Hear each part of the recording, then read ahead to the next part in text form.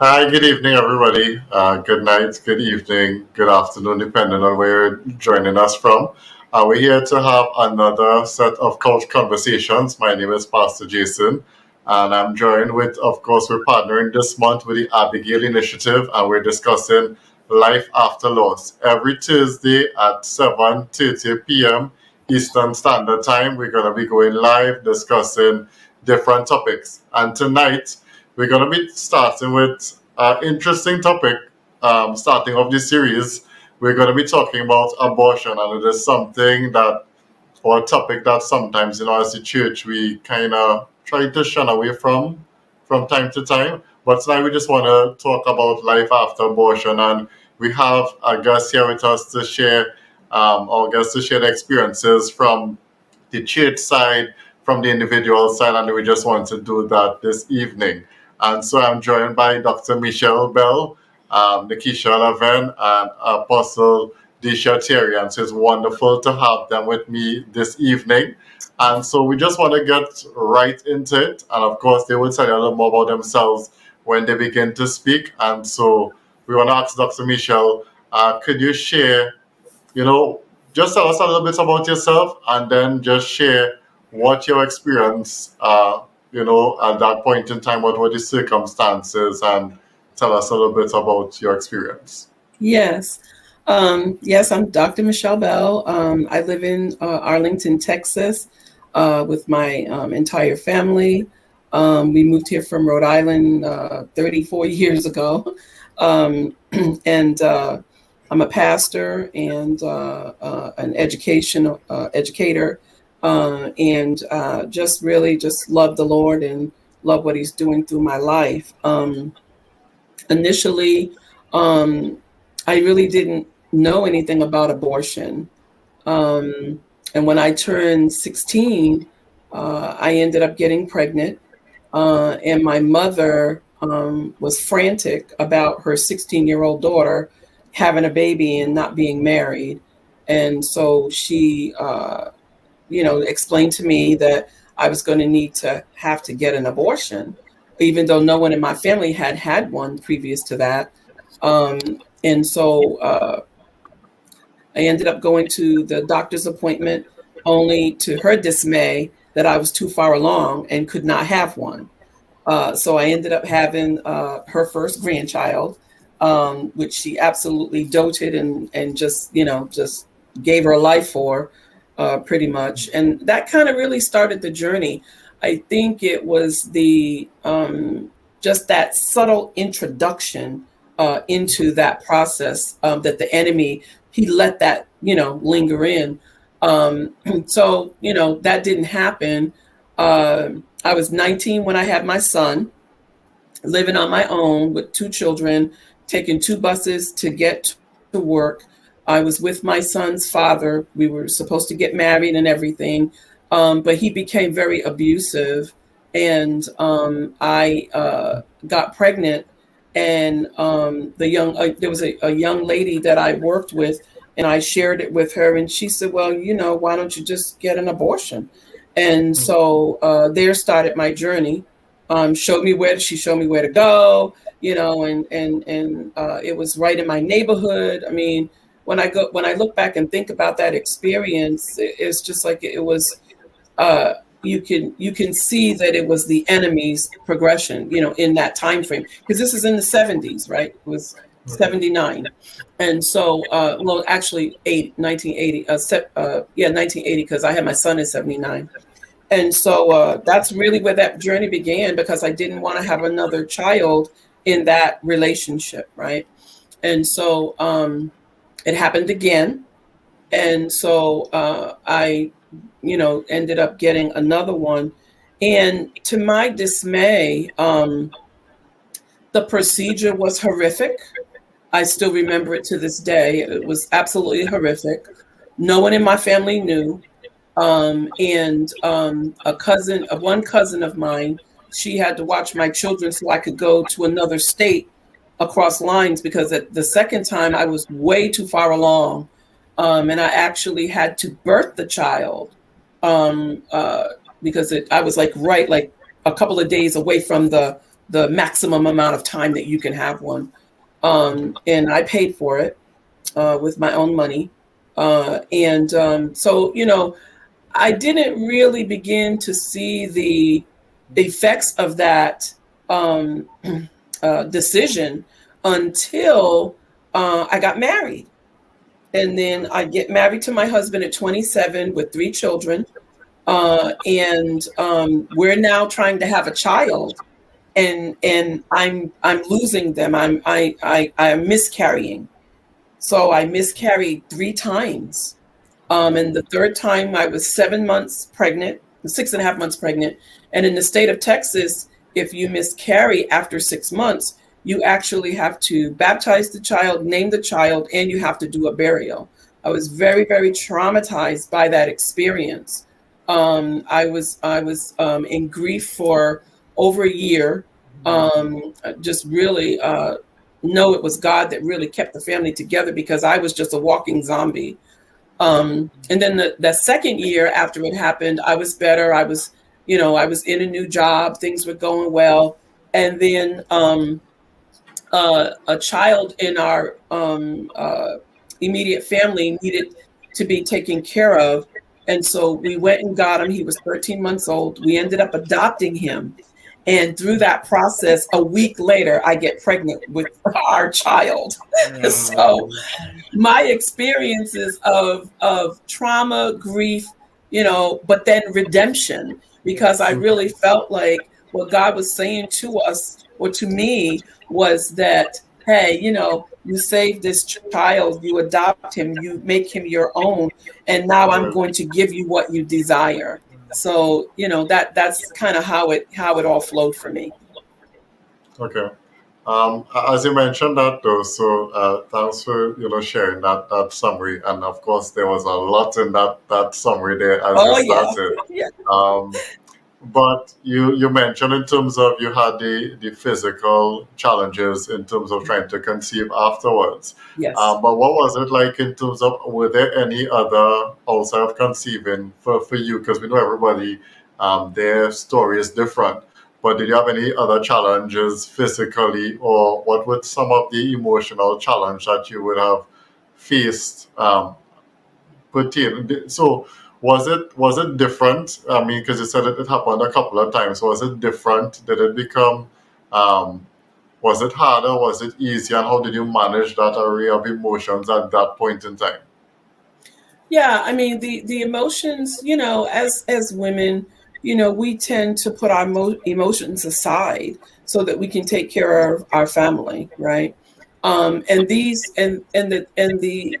the decisions that I made were prior to the marriage, so they were something that I did, that I made the decision of, and obviously I felt very guilty. I felt guilty coming into this marriage and not being able to conceive, right? Which is what we wanted, to have a child together. And I confessed to him my concerns and what happened to me. He didn't care, we're going to make it work. We're going to do what we got to do. And, but I still felt guilty. And it really wasn't until the loss of those children did I understand the connection to what I had done, and that I needed to repent. I was raised in the church, but I really didn't have a relationship with Christ. I didn't understand, the ramifications of my decisions. But as of today, I realized that, going through that is my calling to help others, right? You don't necessarily have to go through a tragic event to minister and help others come out of a situation. But when you do, it complements that, so to speak. I wish I had not had to go through that, but I made poor choices. There were things that I could have done to prevent. Let's be grown. Okay. There were things that I could have done to prevent that. But, and I say that, with the fact that I've got, 6 children now, and my husband and I, and these grandchildren. And so I want to be able to make a difference for them. So my grief and my pain was mine, and I had to work through it. My husband didn't know how to deal with it. He didn't know how to help me, but he was there. He just didn't know how to help me. And it really had to be God. It just really had to be God. I really had to cry out to him. And, in my sorrow for those babies that I really wanted those babies. I just didn't know how to take care of them in my situation. But I wanted these other babies as well. And so a total of 6 babies that I lost, and some because of me and some not. So how do you deal with that? Those are 6 human beings that could be on the earth today if it wasn't because of a decision that I made, So I've overcome that. And I got 6 kids now. So I've overcome that. He's a redeemer. And he spared my life, because honestly, in those facilities, when I think back of the people, it was wall to wall women. And I'm not going to cry, but there were wall to wall women of all nationalities and ages, and the doctors and nurses, that it was just like a line, and they were just running us through this line, and you could tell that there was just no care, there was no thought about what was being done. It was just a cycle. And you think about that cycle happening every single day. It's terrible. It was a terrible situation to put myself, into. Okay. So you mentioned sharing it with your husband. Mm-hmm. What was his reaction when you shared it with him? It was just one of my husband was a really quiet man. He didn't really show a lot of emotion, but you knew that he cared about you. Like, he's a big guy, 6'3", big, guy. He was a police officer. He worked in the prison system in Texas for years. So, big assuming guy, but he was a teddy bear. And it was just like, Michelle, it's going to be okay. It really is going to be okay. We've got to trust the process, and it's going to be fine. It's all going to work out, and he was there to provide that support, if you will. So, yeah. Okay. So I want to bring Adisha in at this point in time. I know that you would have dealt with different persons who may have gone through this experience as well. Just tell us, what was some of, their emotions, and how it is they felt in terms of sharing it with sharing it with you, and how did you, deal with them at that point in time? There were different varying degrees of grief, different varying degrees of shame.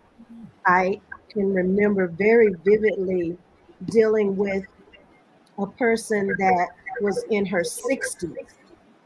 Okay. And even though she got an abortion when she was in her teens, in her early 20s, in her early 30s, she still had not gotten over those abortions that she had. Wow. And she was a Christian, but the guilt and the shame was so overwhelming to her that when she came to me and we dealt with that, she couldn't believe that there was freedom and deliverance that she could have from an abortion. And I remember her telling me, "How come nobody told me about this?" And what was interesting to me was the fact that she thought that was her only way out, because her mother was the same way. She had abortions, and her daughter had one. And so this was a generational thing that happened. And because it was cultural at the time, that this was something that you just do. Like Dr. Michelle said, they had planted these abortion clinics in our regions, very close to us, and you didn't have to drive a long distance to get to one. They were right there in your neighborhood, very accessible. And if you got an issue, this is the place that they told us that we were to go. Yeah. And so the but on the inside was totally different. You know, years ago, I've been doing deliverance and inner healing for at least 25 years now, and um, the Lord showed me years ago that people are heavy physically because they're heavy on the inside, Yes. and nothing can take away that pain but Jesus. Mm-hmm. And because there's a hole inside and a brokenness in your heart that needs to be mended, and only he can do it, and they have to connect with somebody that can help them pull that poison out, which is Yes. called shame, which is called fear, which is called guilt. And the Right. church doesn't help them because they're helping to pack more on when they find out about it. So we have to have resources like this, these couch conversations, so that people can open up to say, I know somebody that can help you. Mhm. Yeah. Yeah. So, Dr. Michelle, let me go back to you. What was your experience like? I know you said that you grew up in the church for a bit, on and off. At that point in time when it is you gave a full commitment to Christ, or that point in time when you would have also shared with some of your leaders, what were some of the reactions when it is you would have shared with other persons in the Christian community? Yeah, I mean, I did not start sharing until I was free. So I will say that, Okay. because I didn't want anyone else to shame me back into that place. So I had to be totally free in order to be able to share my testimony, because people will do that unassumingly, not may not mean anything by it. But I wanted to make sure that I was totally free and healed inside of myself before I could share my testimony. And I didn't really start sharing my testimony until probably about 10 years ago. And then I did it just a little, and then probably about 4 or 5 years ago, I really started talking about it because of the ramp up of what's happening in society. Plus, Okay. I have, out of the 6 children, there's 4 girls and 2 boys, and the grandchildren is 4 girls and 2 boys. So I got a lot of variation there, obviously.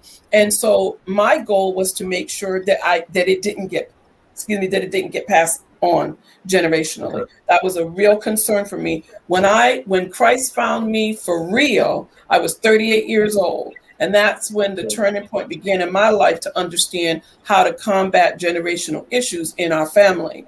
And so that was something that I have prayed consistently for.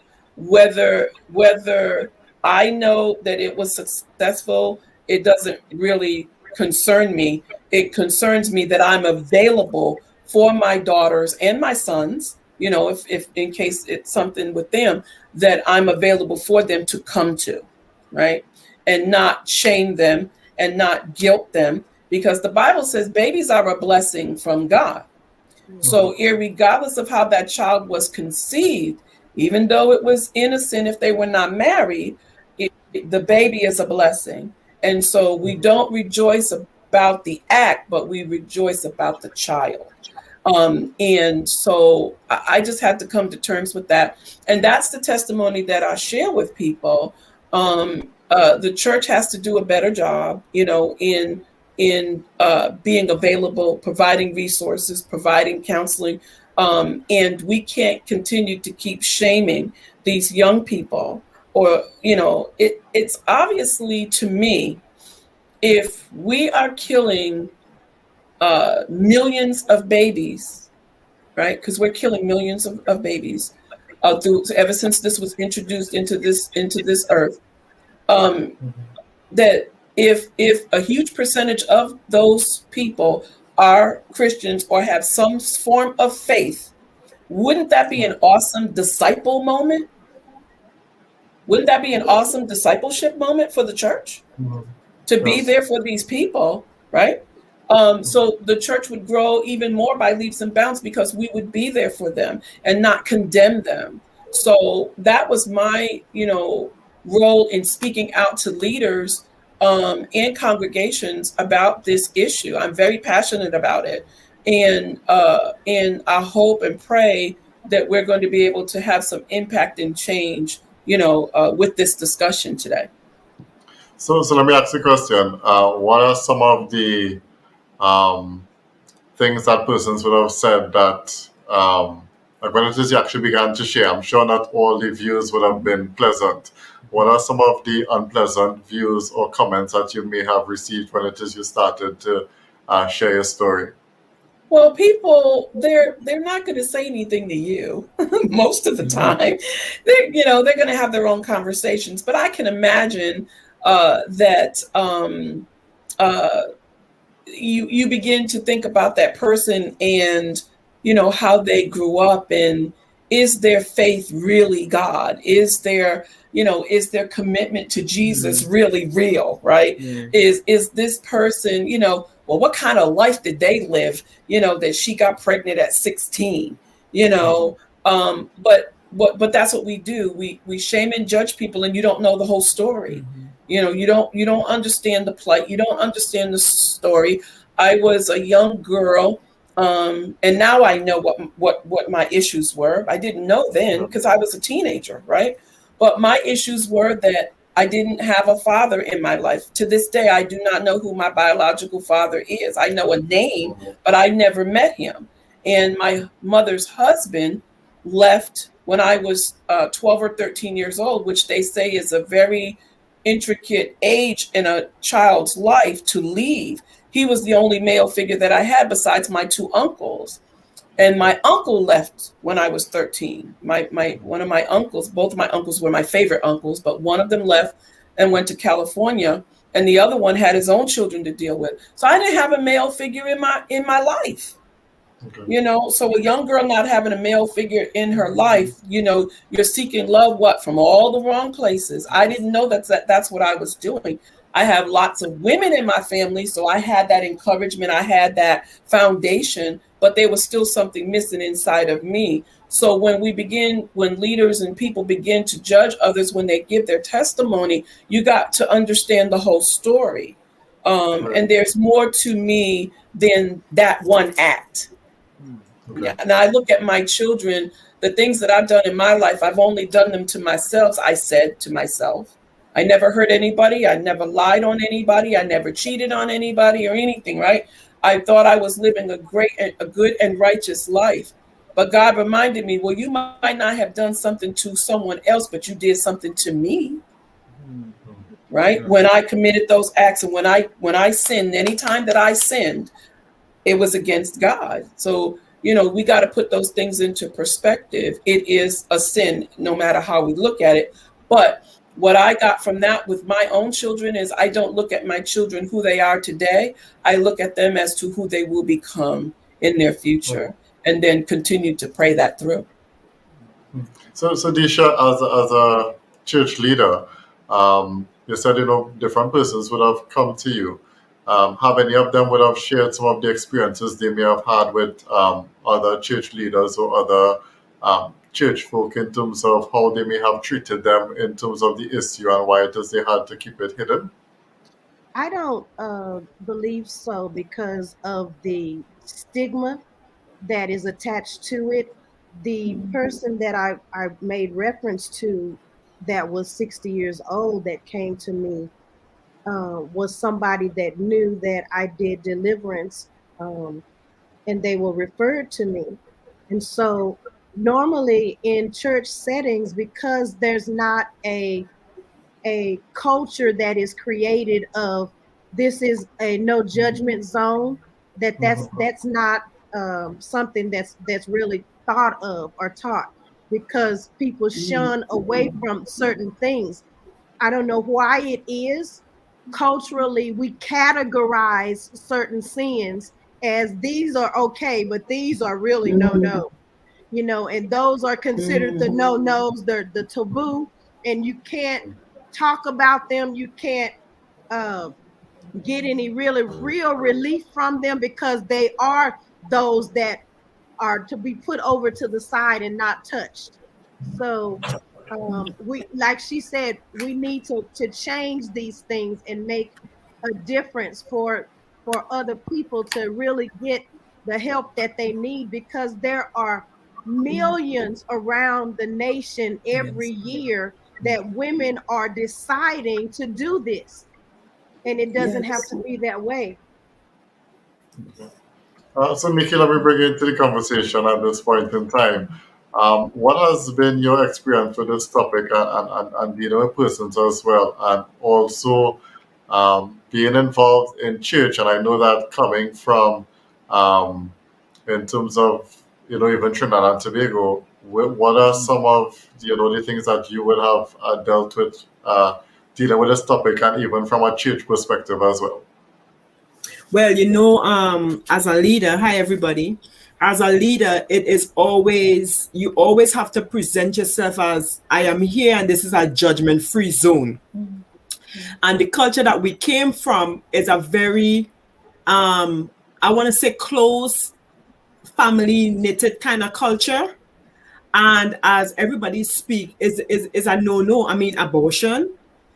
But for me, so in my culture, people don't talk about it. So I don't know anybody in family who had an, because nobody talk about it. Just like Apostle Disha said and Pastor Michelle said, people wouldn't talk about it. I'm sure it's there, but nobody talk about it. But I remember one young lady in particular, and I could hear her voice.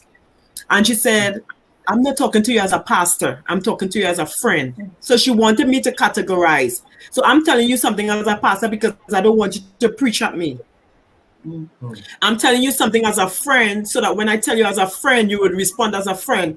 And for me, I think that was shameful because we had a relationship. And she said, I know we have a relationship and I look at you as a pastor because I know that you're a pastor, but I don't want you to pastor me right now. I want you to be a friend to me right now.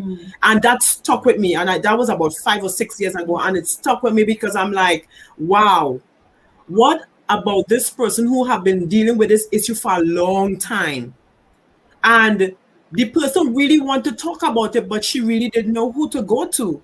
So that when she eventually got to me, she was saying, I don't want you to be a pastor, or I don't want to hear the churchy stuff, or I just want you to hear me. So you know what I did? I listened because I really didn't know what I was getting into because I don't know anything about it. I've never had an abortion, so I don't know what it was. And after I heard that, I was like Mary, I pondered it in my heart because I'm like, wow, God, what can we do to change the situation? Because I've been in churches where the young girls got pregnant and they would put them to sit in the back. So that was a shameful thing too. So you have an abortion and it's a shameful thing, and you get pregnant and it's a shameful thing. I am not saying that we are advocating that when they go and they make a decision or a choice that they don't have the consequences. Trust me, you will have some consequences. Not even when you have to take care of those kids when they're crying all hour the night. That's going to be some of you, you're thinking that people judging you. When that child have a fever at night and they stay up all night long and the next day you have to go to work and work 8 hours, that's that consequence right there. We are parents, so we know that. But how about we as the church, as everybody's echoing here, that we how you go to those places and you see safe zones so that women who are being escorted and women who are being trafficked and stuff, they have these things that you could go, like you go to a restaurant or you go to a gas station and they have safety zones, so you could tell somebody, hey, this is what happening to me. What about the church? When are we gonna become the safe zone for people, to come to us and to share with us, and we don't gossip about it and say, oh, I have a prayer request. Misha said she had an abortion. Let's pray about that. From heaven to earth, that was just a gossip, right? Because you want, when are we going to get off of our self-righteousness and become what God has called us to be? And I believe that this is the beginning of what God is calling us to do, because we are coming together as women. We are coming together to speak about the topic. We are coming together and we are opening up and we are sharing our own life experiences, because it's so much easier for you to understand, wow, God, I'm not going through this alone. If Pastor Michelle could go through this, and God is using Pastor Michelle to preach all over the United States, why can't God use you? And that's where the shame come in, and that's where the guilt come in, because we think, well, I did all of that and God would never be able to use me. But if you never get that inner healing and you never had that person to stand with you and say, in spite of all of that, all you need to do is confess your sin. He is faithful and just to forgive you and to cleanse you. And there's no big sin and there's no small sin. When you sin, that is sin in the eyes of God.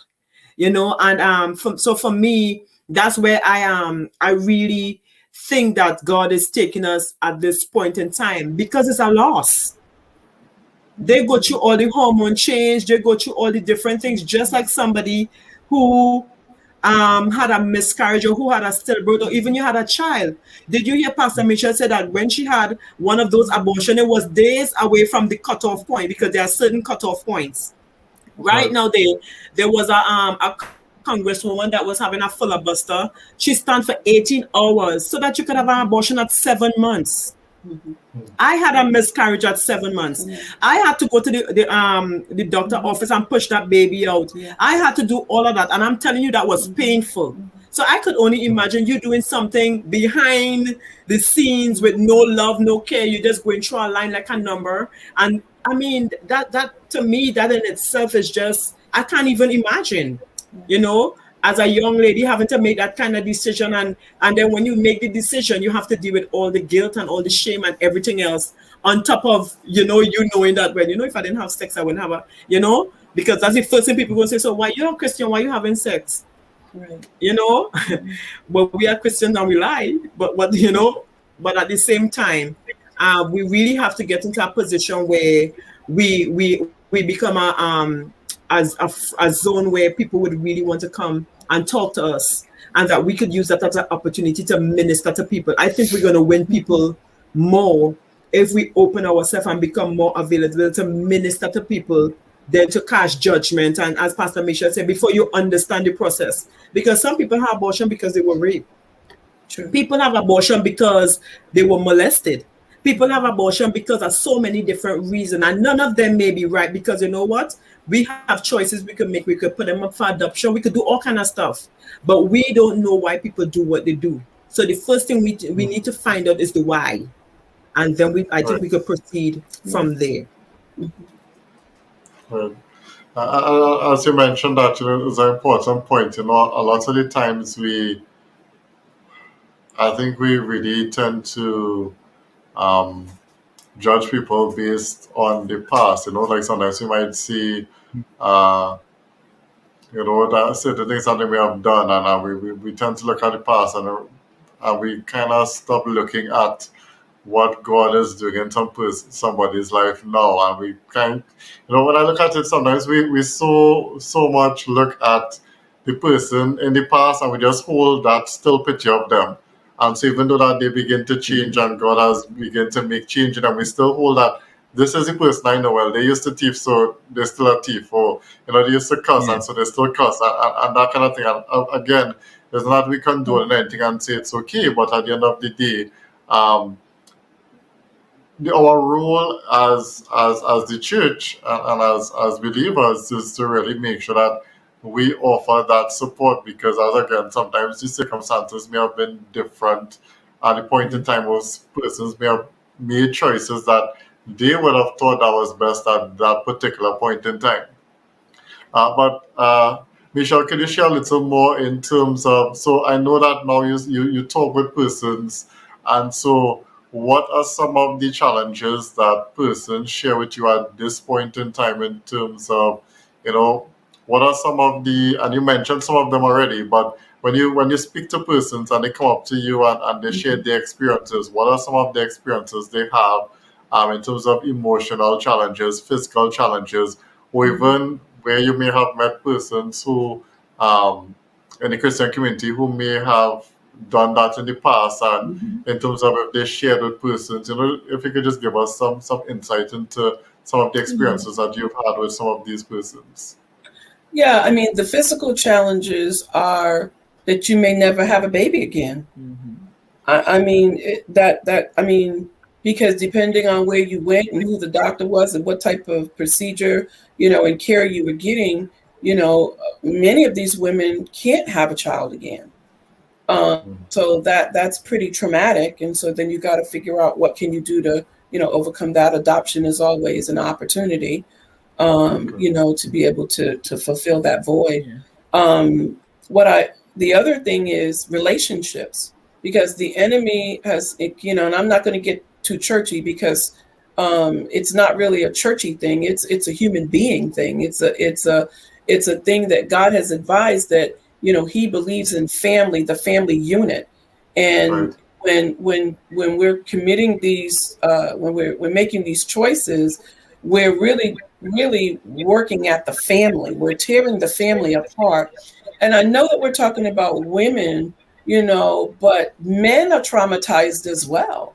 Men are traumatized by having to make that decision for the woman because he doesn't either know how to be a father or doesn't want to be a father, right? Mm-hmm. And then there's, the emotion is from both sides. So how are we going to be able to counsel these people, either to not make the choice to go forward with it, or even after they make the choice, how do they live with the choices that they're making? Those choices impact you, like you said, emotionally, physically, but they also affect you financially, because when you're paying for an abortion, you are really sowing a seed into this situation that is traumatic. There's blood that's being shed by the killing of a child. And so now you kind of can get an understanding of the poverty that is being represented here, because the majority of the people that get abortions cannot afford to take care of the child. So there's a financial impact involved. So not only are you dealing with that individual person, you're dealing with the family dynamic, you're dealing with the father, and you're also dealing with finances. And so all of those things, as Apostle so eloquently is explaining, you got to be delivered from them things, but you also need counseling. And then if a woman and a man decide that they're going to keep the baby, now they're concerned about, I can barely pay the bills that I got. I can barely take care of myself. Now I have this child. What type of services and support are they going to have? We have organizations that help you through the pregnancy process. We also have facilities that will help you post-traumatic, post-abortion.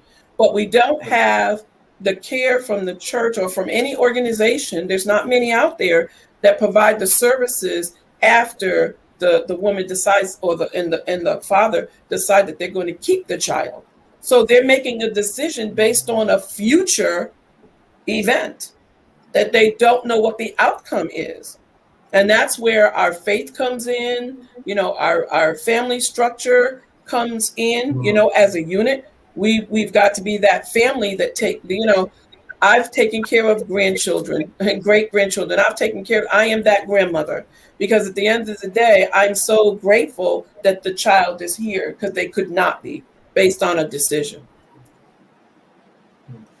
And what challenges have any person that you would have talked to, what sort of challenges they may have said they faced in terms of sharing with other persons?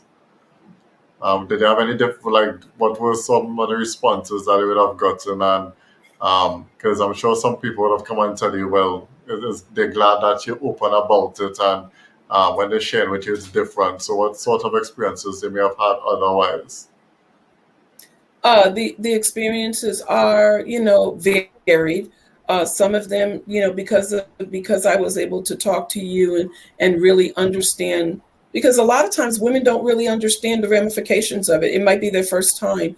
And so I've been able to talk to women, and they changed their mind about having an abortion and decided to keep the child, but there were times when they proceeded to go ahead.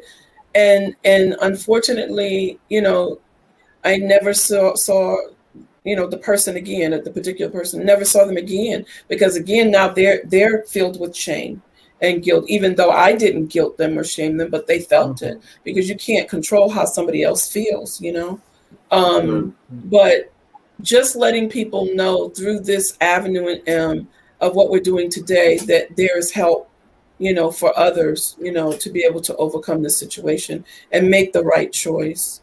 And even if they don't, there's still someone there to help them and support them. Disha, what would you say in terms of from the church's perspective, what would you say to somebody who may have gone through this experience? You would have dealt with persons. What do you think is the steps and process to healing? We know everybody is different, but what are some of the steps would you outline for a person who may have done this? Because again, we do have people in churches as well who they would have gone through this, but of course they're trying to keep it under wraps because it is an aspect of shame and an aspect of emotional hurt and different things, and they may have shared with somebody else and how they would have been responded as well. So, what would you say is the process that they can go through, and what sort of response should the church or Christians as a whole be giving to persons who may have gone through these experiences?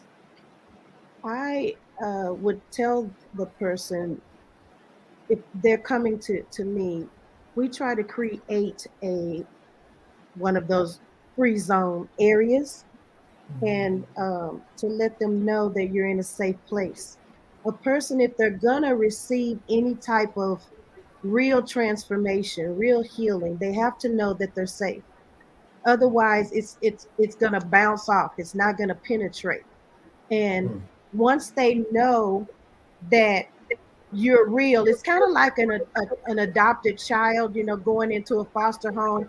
Or they just want me for the money, or do they really want to care for me? I'm going to watch them for a little bit of time to see if this is a facade and it's going to wear off. They need to know that you're real, you're genuine, you genuinely care about the inside of me, I'm not just another number or a statistic for you to put on a notch on your belt. And when they feel safe, then you can have real conversations, because this type of hurt, this type of loss is not something that you can do in one session and then it's over with. It's a process. They have to be pulled out of the muck and mire, out of that dark place that they've been in for however long ago it was that they did that act. And you have to walk with them. This is it's a journey. So you have to be with them along the journey, and you have to commit to however long it takes, because everybody is different. They're not going to heal at the same process. This person, it may have taken a month. Somebody else, it might take a year or two. You just never know what you're going to get into once you open that person's heart up, because they may have fragmented pieces where this person just went, two teenagers that just fell in love and decided they wanted to go the next level. But you have another person that, like they said, was raped, or that their cousin came in that was over for the weekend and came in their room. And they have some other levels that you have to deal with, some other issues. And so it's all relative to the person. We can't put everybody in a box and say, this is how you do it. Because everybody is different. And the good news is the healing can take place for each and every person, as long as they always feel like they're in a safe place. And when you're dealing with the church at large, you have to remind people that of the scriptures that say, judge not lest you be judged. Scriptures like get the dirt out of your own eye before you try to go get something out of someone else's eye. People have to have a framework to work with things. And then, as Nikisha mentioned something about somebody going to pray for somebody and it's just gossip. When I was first being trained on deliverance, they told us that you need to be careful how you look at something. If you're not a part of the problem, or you're not a part of the solution, and you're discussing this, then you're gossiping. Wow. Okay. We have to take that to heart. If you are not a part of the problem, and you're not a part of the solution, and you are talking about this situation, then all you're doing is gossiping. And people need to take that away, because especially in something that's so touchy as this type of situation, you can't have everybody in this knowing about this, because we have, you may say you're a Christian, you've been in the church for 20 years, but you're not a mature one. And you can't handle the truth. See, that's why people come to us, because we put them in a safe place, and it's gonna stay at this place. It's not going outside. It's not going anywhere. If you want to share it, fine, but we will never share it. We've had celebrities come to us. We've had pastors come to us. The ministers at other churches come to us, but you would never know it, because we won't tell it. You have to have mature people to deal with mature issues. Yes, and this right here is a mature issue. Yes. I think Apostle, I'm not saying this all the time, but I think I have to say Apostle, because I think she was ready to start to preach. She's gonna preach on. She was ready to preach, you know. Yes. You have to go back a little bit. It is. Pull it back a little bit, but you know, that is something, you know, I always tell people, confidentiality is one of the major things as a church we need to do better. There are a lot of times where it is, you know, you tell one person and then the whole church know, and sometimes it's not the person's desire. Because we also have the other issue where it is we have persons who are struggling with different things, but they don't tell nobody at all, because they don't think that they could trust anybody, and then they still suffer with that issue for such a long time until things become bad, or they just decide to leave the church altogether, or many different things. And so we really have to set up those safe zones and develop that culture where it is we can really allow people to come and share the different hurts or the different situations they may have been dealing with or dealt with or dealing with, and allow them the opportunity to really come and share and be prayed for and healed. You know, I was talking with somebody, I think it was this week. I think I was meeting with the church board, and I was just something we were talking about. And you know, I always say that when it comes to Christians, we're so good. And I am one, because I mean, I'm guilty from time to time. I really had to learn that part of it, where it is we say speak the truth, and that's it. Like, that's the one catch line we have: speak the truth, and we leave it at that. And we forget the in love part. And so it is important, you know, even as believers, when we speak into people, yes, we speak in the truth, but we have to do it from a place of love. Yes. And I think that we have lost a lot of people in terms of in the church and even people in the community, because we haven't done things really from a place of love, and how we haven't really cared for people. And so, you know, that is something that we really have to look out for. I want to go back to Nikisha. You know, I know when you've had your discussions with Dr. Michelle, one of the things that you mentioned is that, you know, some things are generational, and that is one of your observations, not just in terms of abortion, but we see it with different health issues. We see it, and you could share from your personal experience as well, even in terms of the miscarriage. So if you just want to touch on a little bit in terms of that, some things maybe from a generational side.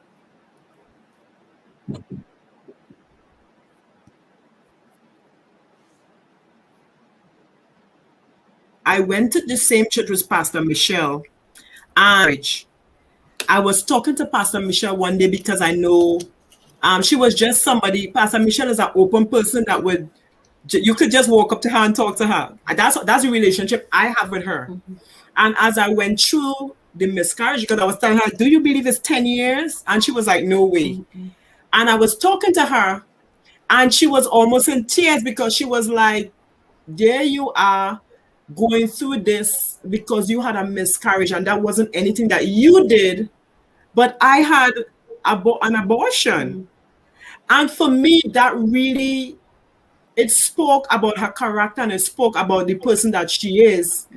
That God really transformed her life. That the situation that she have been through, that she really thought about it, that she have really put herself in a position to help people.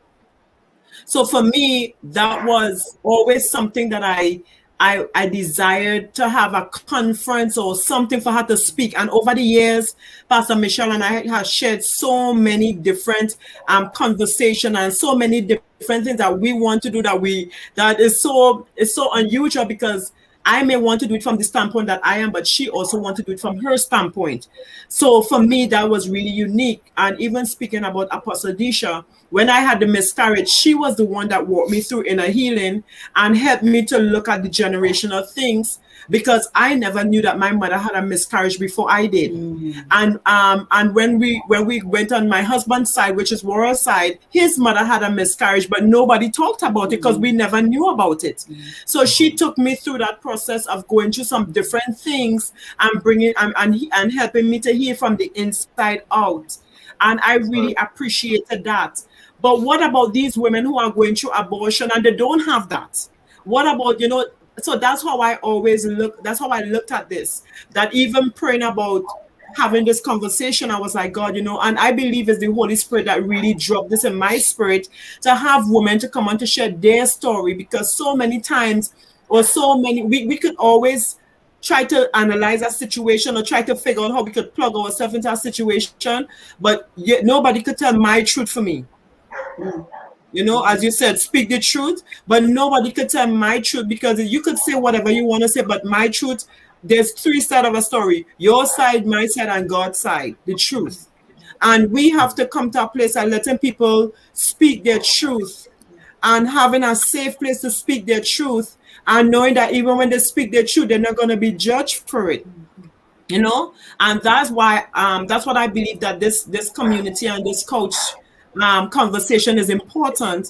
I was also talking to Pastor Michelle on yesterday, and she said, Nikisha, I know that God really is speaking to us about this. Yes. Because I went to a conference on Friday night, and this is a conference or an organization where they speak to women so that they wouldn't have an abortion. So so she said, Nikisha, the statistics was horrible, and this is Christians. This is not just secular people, but Christians. And when she spoke to me about that, I was like, wow. She said, so I know it's not a coincidence that God is really speaking to us about this. But she was also telling me that Nikisha is a generational thing, because when I go back and I start speaking, that's why it was easy for her mothers to say, well, let's go have an abortion. Because most likely she had one too. So she knew what to do, But for Pastor Michelle, she said, all I could do is sow the seed. She don't even know if the decision, any of her children made that decision, I'm not sure. But she knows that because it started with her, or because she went through it, and because she had an inkling that her mom probably went through it, there's probably a very, very slim chance that her children didn't do it because of that generation. And that's how the enemy liked to attack things. He liked to say, okay, well, your father had it and your mother had it, then you should have it. And we are not, no, that's not what God says. We don't have to make the same choices that our parents made, because it says righteousness going for thousands of generations.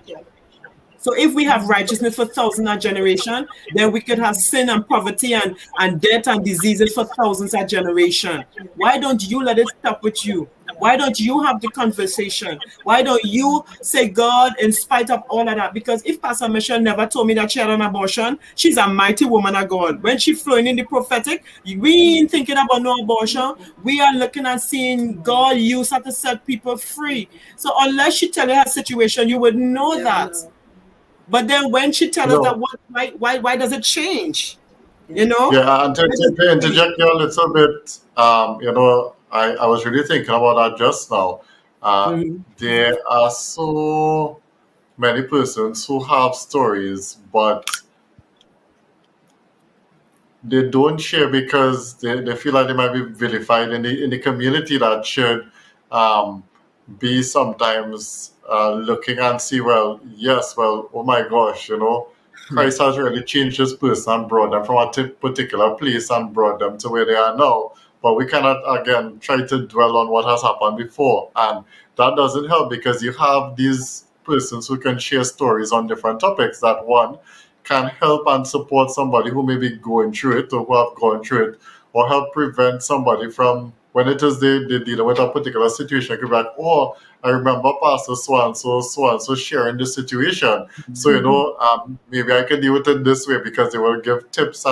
But we have so many people who don't share their stories and don't share, things that they would have overcome because of how it is they might be looked upon. When it is, as you say, when somebody flowing in the prophetic or preaching, they're not going to look and be like, oh, well, they did that or they did this. They would be looking at the person and probably judging. And so it is from a place where it is we should be looking, wow, this is how far God has brought this person. It is interesting to see that,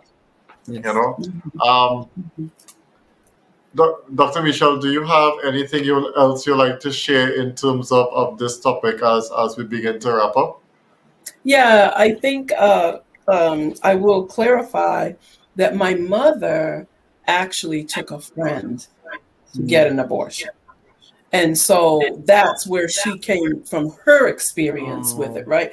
Okay. But it was still embedded in her. Think about that. She might not have committed the act, but she helped someone else or was identified with it. And so that seed was planted, right? And so I will say with closing that let's start with our own family. Mm-hmm.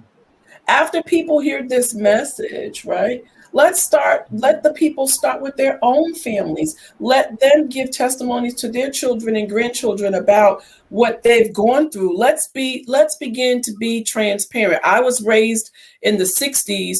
We didn't talk about a whole lot of stuff. We sure enough didn't talk about the 3-letter word that begins with an S and ends with an X. We did not talk about that. So we didn't talk about relationships. We didn't talk about none of that. All we know is you need to be a Christian, you need to get a job, you need to go to college, and you need to get married. That's all we knew. Mm-hmm. And when I was coming up, we were breaking that mold of that idea. My mother could not understand me because I was so different than her, because I was coming from a different generation that we wanted more, mm-hmm. right? And so we need to begin to start being transparent at home, so that we can prevent it at home. And then we can begin to go out and do the things in the church and in society and whatever. The other thing I want to say is that don't forget about the men. I got sons. Women don't have babies by themselves. Mm-hmm. They don't have babies by themselves, except for Mary. Okay, when she did it when she had a baby with God. So I'm just saying that we're not alone, and so we need to make sure that we don't forget about the men. They're important. They make up the family unit. And this is a divisive situation of the enemy where he's trying to destroy the family. And so we got to remember the fathers. And lastly, we just need to keep on praying, for these babies that are being killed, because it's so traumatic and it's so devastating to have these millions and millions and millions of babies that have been killed.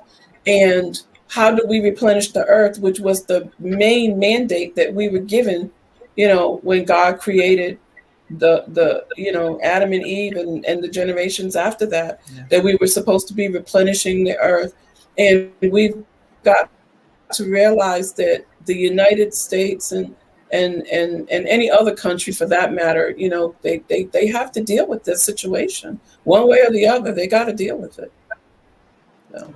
You mentioned something critical there in terms of, persons in their homes really sharing the experiences, because, you really grew up with you saying, okay, well, don't wear this or don't do that.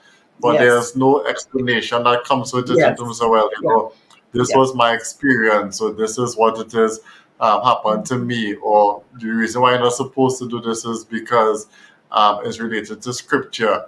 And so many things that are happening now, we even tell ourselves, well, we can't do that, or how we will make it. But there are different strategies that as believers we could share with one another, and of course the help of the Holy Spirit in terms of being able to really help us to manage and to overcome. Apostle Disha? Yes. When you have people that have gone through this type of loss, there are things that they don't think about that can happen years later, such as dealing with sex. I'm going to say the word, it's okay. They have a skewed view. Yes. Because of what they've the experience that they've had in regards to that. The relationships period between a man and a woman, trying to have other relationships affects that as well. If they already had children, how they deal with their children, all different types of relationships are affected because of that experience. And I also wanted to hit on the male perspective. I didn't mention it before, but you saying that they are a part of this, and they also are affected by this. I have ministered to males in regards to this. One in particular that was a close person that I knew him growing up. He's an adult now, but he had a person that he was in a relationship with. They were talking about getting married, and she got pregnant and didn't tell him. But she told him after the fact of what she did. And that hurt him to the core, that you got rid of something that was a part of me and I didn't even have a say in the matter. Yes. And that was a loss for him. And he had to have inner healing in regards to that, because he couldn't process that. He didn't know what to do with that. And so men do have emotions. They do feel lost. You know, a lot of times we always just go to the women because the man's supposed to be strong and they're supposed to, suck it up. But in regards to things like this, you can't do that. Yes. So, yeah. That's good. Keisha, anything closing? I would like to ask Pastor Michelle, what was the statistic that you shared with me yesterday? I think it was, they said that 58% of the women who get an abortion have of some type of Christian faith, or, faith, Christian or otherwise, some type of denomination. 58% of the women either identified that they are a Christian or they have attended some type of church. Oh, so 58%. And are Christians. 58% is a lot. And for me, I really want to thank you all for coming on and being transparent. I really want to thank you all for having the conversation with us on the couch. And all I could say is wow, because some of these things I've heard before and some of them I haven't. And I am so glad that we obeyed and we are having the conversation. And as we continue, that we will be able to have a lot of zones where people would come in and feel like it's a no judgment zone. And we would make ourselves available as ministers. We are all available as ministers to minister to people's need, to hear what you have to say, to make it a judgment-free zone, and to really help in this time, because there are so many things that I have learned tonight, and where I could help and I could make a difference in somebody's life who may be asking, who may be crying in the wilderness for want of a better word. And we have to remember that these things are done in the darkness. And whenever anything is done in the darkness, we know who the father of the darkness and who the father of lies are. So if these things are done, we know that is not God, because God is light and God is love. So that's what I want to present, that God is light and love. He is not a God who would shame us. He's not a God. If God could use David and God could use all these men who lied and cheated, and Paul he could use people who are educated and people who are not educated. But at the same time, we just want you all to know that we are here, we are having the conversations because we want to make a difference in your life and in our generation.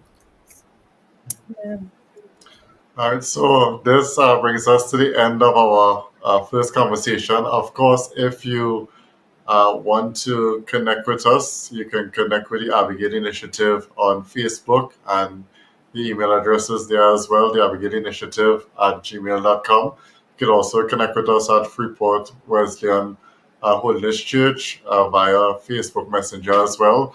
And so we're giving persons an opportunity. If you want to reach out to us, if you just want to chat, if you want to talk about your experience, we are willing to be there and support you. And so this was the first of our conversation tonight, started with abortion. And so next week we are going to be doing infertility in men and women.